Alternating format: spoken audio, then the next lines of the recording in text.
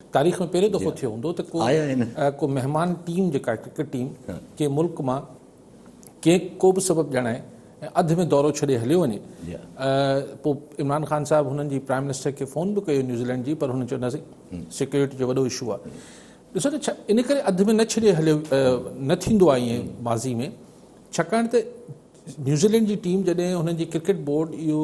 फ़ैसिलो कयो हूंदो त हुननि जी क्रिकेट टीम पाकिस्तान में अची खेॾंदी, त हुननि वटि जेके बि इंटेलिजेंस जा सोर्सिस हूंदा या जेके बि हुननि जा तज़िया निगार वेठा हूंदा, हुननि चयो हूंदो त हा ठीकु आहे, क्लियरेंस मिली हूंदी त भई ठीकु आहे, सिक्योरिटी जो इशू न आहे। आउं नथो सम्झां त हीउ सिर्फ़ु मामिलो सिक्योरिटी जी आहे। ॾिसो हाणे ही तव्हांखे जेको इमरान ख़ान साहिबु अमेरिका लाइ बयानु ॾेई रहियो हो ऐं जेका असांजी पॉलिसी शिफ्ट आहे टूवर्ड्स चाइना ऐं रशिया ऐं हीउ जेको असीं तांस खे गॾाइण जी ॻाल्हि कयूं पिया, ज़ाहिर हीउ सभु त थियणो आहे। हाणे पाकिस्तान जे माण्हुनि खे इहो सम्झणु खपे त वेस्ट जेको आहे मग़रिब उहो हाणे असांखे हिकिड़े ॿिए ब्लॉक में ॾिसे थो ऐं इहो बि सम्झणु खपे त हाणे दुनिया चाहींदे न चाहींदे ब्लॉक्स में त तक़सीम थी वई आहे। सो कोल्ड वॉर शुरू थी आहे न थी आहे, कोल्ड वॉर खे सिंग त कोन हूंदा आहिनि,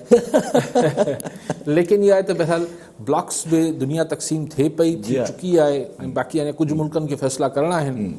ऐं हीउ सभु कुझु हाणे पाकिस्तान सां पाण खे नज़र ईंदो। क्रिकेट टीम जो ओचितो हलियो वञणु, ॾिसो हिन सां छा थिए थो, सिर्फ़ु को क्रिकेट जे शाइकीन खे हिन सां को ॾुख कोन पहुतो हूंदो, ॻाल्हि इहा आहे त सॼी दुनिया में छा नियापो वियो यार, पाकिस्तान में अहिड़ी कहिड़ो सिक्योरिटी जो अहिड़ो कहिड़ो ख़तरो मौजूदु आहे, केॾी अनसेफ गैर महफ़ूज़ मुल्क आहे जो हिकिड़ी क्रिकेट टीम छॾे हली आई आहे। सो ऐं हुननि खे पंहिंजे गोरनि ते न्यूज़ीलैंड ते वधीक एतबार बि हूंदो, मूंखे नथो लॻे त सिक्योरिटी इशू आहे। इहा बेसिकली पाकिस्तान जो जेको मूं अर्ज़ु पे कयो त हाणे ब्लॉक्स में विरहायूं पिया असां, हिकिड़ी प्रो चाइना प्रो रशिया ही जेको ब्लॉक आहे हिन ॾे वधूं पिया, त अहिड़ी ख़ुशख़बरियूं त पाण खे मिलंदियूं न, हुन लाइ ज़हनी तौर ते तयारु थियणु खपे। मिसाल अमेरिका जो बाइडन सदर थियण खां पोइ असांजे इमरान ख़ान सां प्राइम मिनिस्टर सां नथो ॻाल्हाए, लेकिन 28 सेप्टेम्बर ते जेको क्वाड ठहियलु आहे जंहिंमें 4 मुल्क आहिनि, अमेरिका, जापान, ऑस्ट्रेलिया ऐं इंडिया,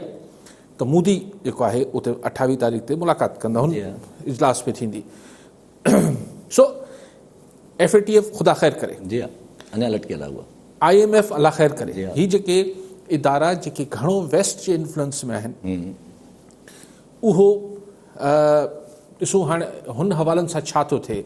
असांजी रेटिंग्स जेके आहिनि उन्हनि सां छा मामला हाणे थियनि था, असांजी स्टॉक एक्सचेंज खे त उअं ई हेठि थोरो हेठी सतह ते खणी आया आहिनि।